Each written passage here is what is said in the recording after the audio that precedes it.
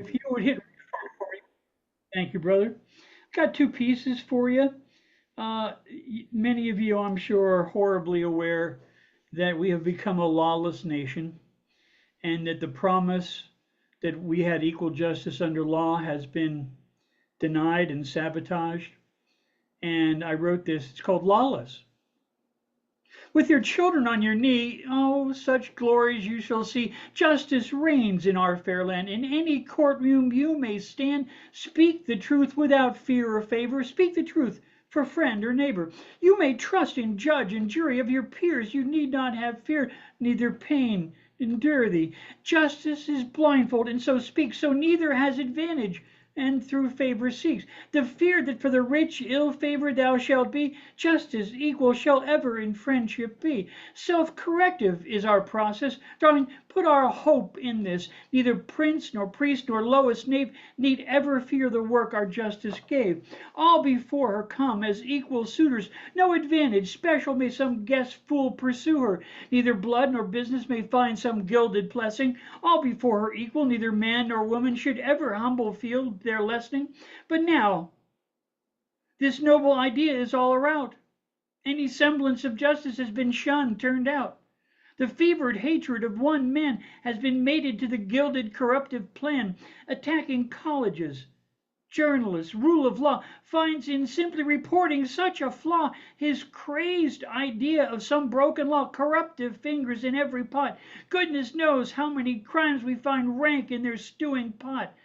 Allegiances mighty with the power of the rich mask and hide these rotten sons of bitches, never known to embrace discourse, always just one opinion is their sole resource. This foolish path, truth of history bereft, what grey ghostly shambles we are left. One innocent man stripped of life and family, bold in the name of hatred. We call instead on charity. This wrong, a crude example of where laws fled, is there before us like an ugly scar, damaged, discarded, and left for dead. No remedy can solve the lost man's life. No remedy for you. His only law is strife. It's called lawless. And if there's a resemblance in our country, it's a sad, sad thing. And along the same lines, I'm afraid I'm going to be a bit political today. It's called improper ideology. They've actually used the word improper ideology. Improper ideology requires no apology. Say it once again for me. Revising history for the moneyed class has the intrinsic value of digestive gas. Why? As they would have it, as if certain realities never came to pass. It is to define an ideology which, in retrospect, seems to me more like dusty antique theology. Sure, if you were to mistakenly say that women always had the vote, scratch that guy, he might be trouble. Please take note. Any single woman could always float alone, order a phone, buy a home. Hey, wait a second. Why was she alone? Has she left her man borrowing his charger card when he's out of hand? Why, that's so revisionist. I heard some important man say, no, no, no, not this. No, no women were executives. What were you thinking? None were ever pilots up in the clouds. That's just thinking. Slavery was just full employment, a government plan. Even the smallest toddler could enjoy it, as long as he could, wavering stand. And when they sold your ma and pa waiting, debating, you might find yourself left waiting lonely in some saloon or bar till some other generous man picked up your tab. They're such a musical people, with such a gift of gab.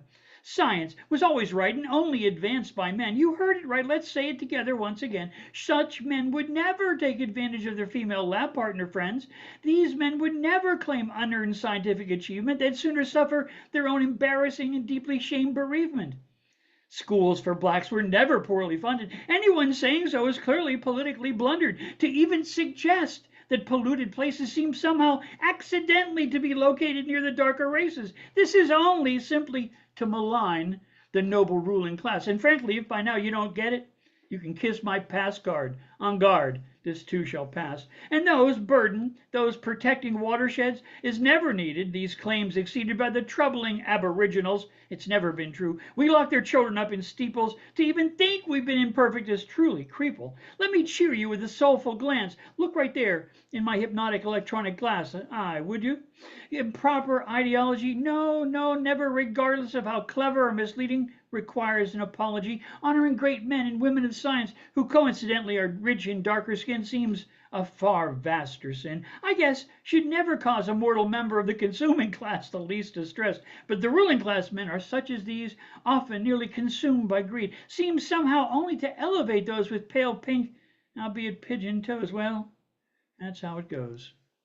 Improper ideology. Thank you, my friends. May honor and truth succeed. Thank Yeah, you for yeah. speaking truth. Thank you for staying